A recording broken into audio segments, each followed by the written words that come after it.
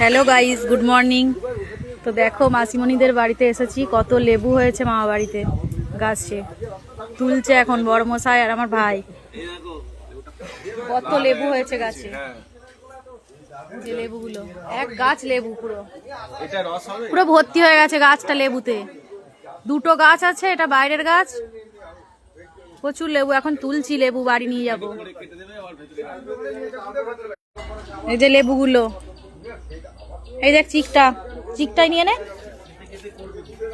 এটা আমার ভাই টাকা রে, দুজনে এখন লেবু তুলছে, বাড়ি নিয়ে যাবে।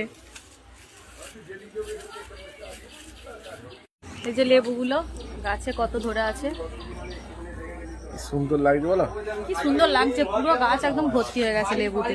হ্যাঁ, এটা বাইরের গাছটা, ভিতরের গাছটা দেখাচ্ছি তোমাদেরকে। দেখো ভিতরের গাছটা, এই যে এটা ভিতরের বাড়ির গাছ। বাড়ির গাছে দেখো কত লেবু ধরেছে। চাটা পুরো লেবু। এই যে তোমাদের দাদা ভাই তুলছে, এখন লেবু তুলছে ঘরের গাছের। তোলো তোলো লেবুগুলো তোলো, প্রচুর লেবু। বাইরে দুটো গাছ আছে, ঘরের গাছ এইটা। এইগুলো এখন কাঁচা, তো এগুলো কাঁচা। এই গাছেরগুলো এখন সবই কাঁচা। ও, এই গাছের গুলো এখন কাঁচা বলছে। এই বড় বড় এরকম বড় বড় হয়, সেই মৌসুমী লেবুর মতো। আচ্ছা আচ্ছা, এগুলো আবার রস হয়, এগুলো রস হয়। এটা পেকে গেছে, এটা খোলাটা পাতলা হয়েছে একটু। কই তুললি যে?